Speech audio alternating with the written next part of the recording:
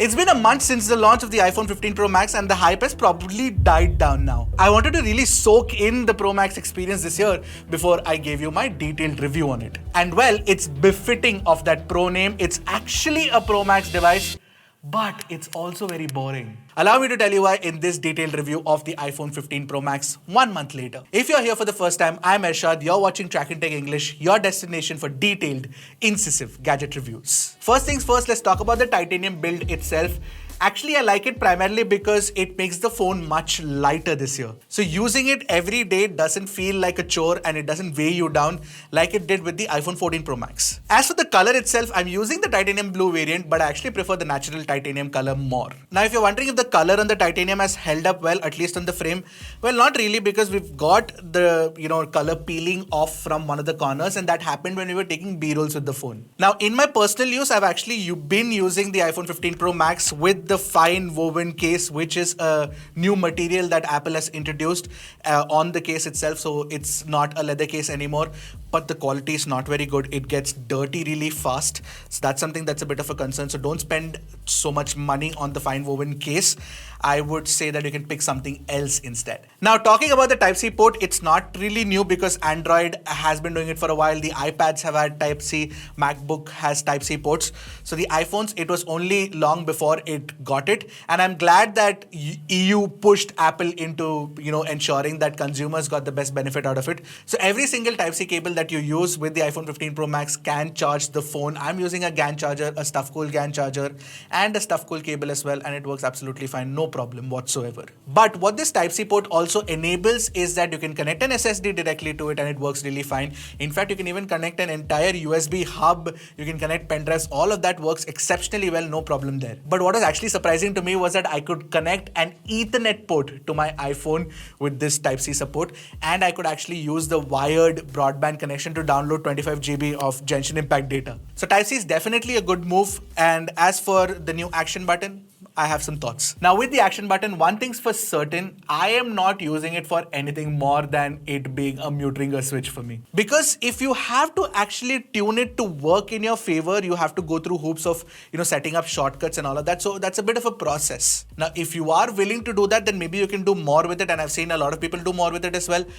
But I feel that in its current state, there is still a long way to go for it to become even better. Like the Dynamic Island, because Dynamic Island was introduced last year, but I see that the Dynamic Island actually works like a proper second display for me in my regular usage. So I genuinely find it useful for whenever I'm ordering something from Swiggy or Zomato and that notification pops up and tells me that, there is 20 minutes left for your order to reach, or 25 minutes, whatever it is, right? It's very, very useful. Now, with the display itself, I like the fact that the bezels are slimmer now and it's got 2000 nits of peak brightness. So that's very good, and it's a very, very good display, no doubt. You get support for Dolby Vision as well. So if you're watching Netflix, it is a superb experience. But you know what? A lot of people think that iPhones have the best display. That's not necessarily the case anymore. Pixel has higher peak brightness now, and it's got a wider color gamut as well. And foldable phones like the new OnePlus Open that launched, you get two displays on it. You get a proper candy bar style design display on the outside, and you also get an inner tablet display as well. So yeah, I mean, iPhone really doesn't have that much of an advantage with displays now. Also, I must mention this, the ceramic shield protection on top of the display.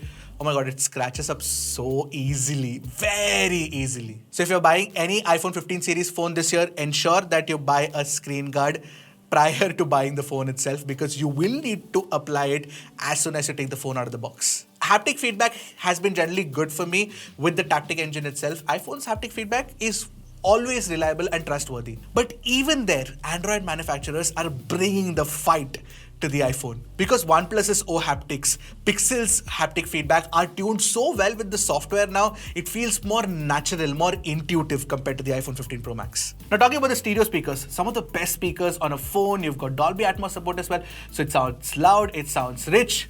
That's until you listen to the OnePlus Open's speaker setup, which is a triple speaker setup.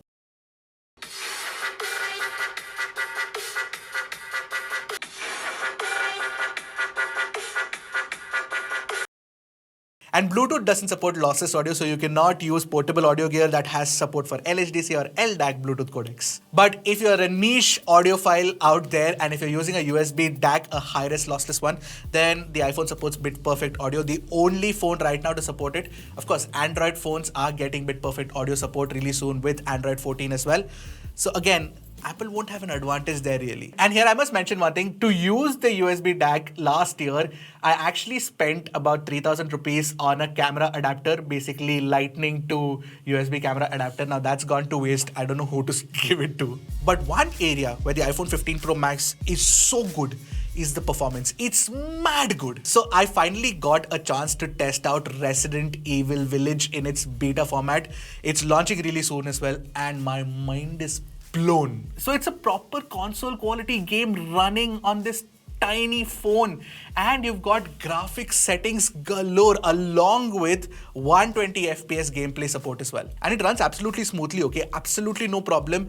And it is superbly immersive as well. In fact, you can even connect it wired to a larger display with HDMI and actually play with your PS5 controller as well. That's one area where Apple has actually made a giant leap. So the 3nm fabrication process A17, I'm really happy with it.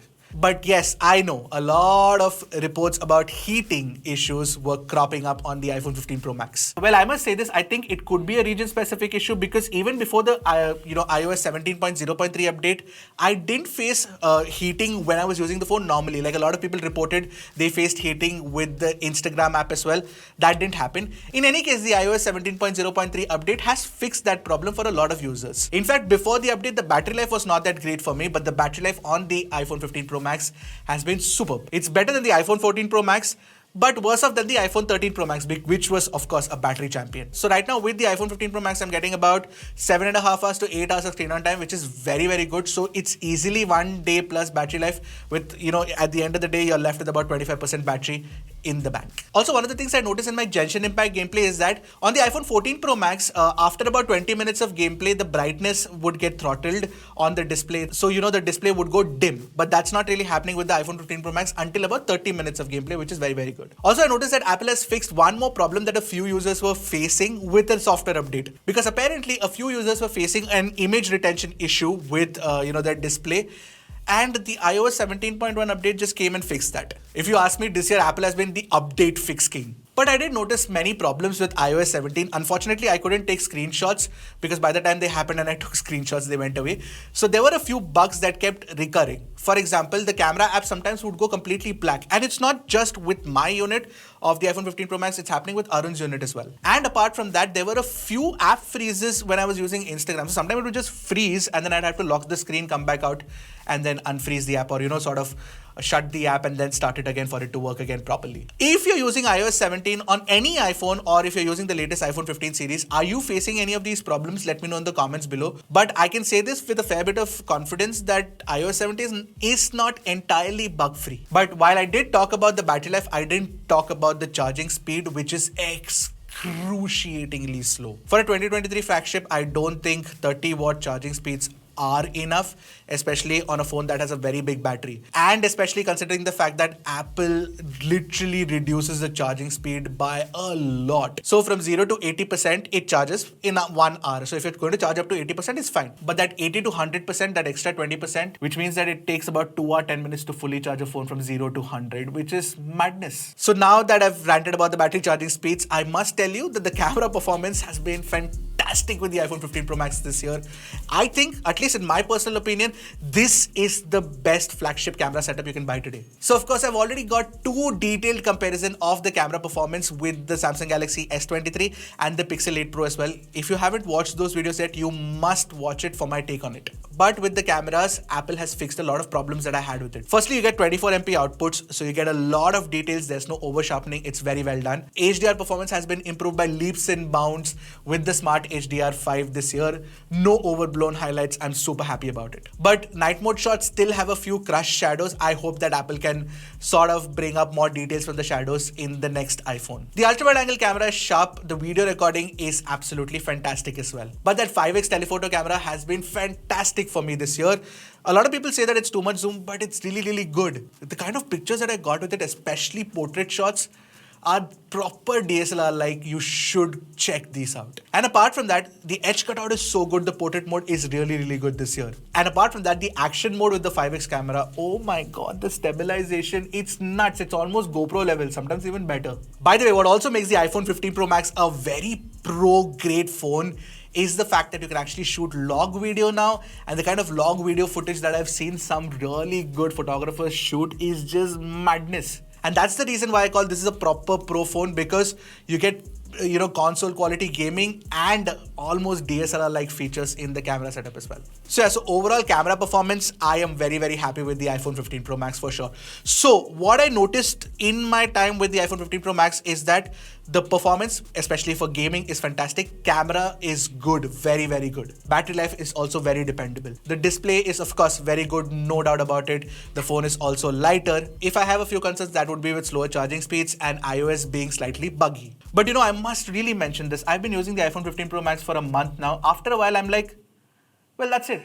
I can't do much apart from that. Yes, it gets a lot of things right, and yes, it works really well when you want it to, but it doesn't have the flexibility of a OnePlus Open, which I am enjoying a lot, genuinely enjoying a lot. And actually, I have switched to the OnePlus Open as well. You guys must have watched the videos if you haven't yet. Please go check it out. It will pop up right now. Alright, what did you guys think of my detailed 1 month review of the iPhone 15 Pro Max? Did you like it? Did you not like it? Let me know in the comments below. And I'll see you guys in the next one. Until then, keep tracking and stay safe.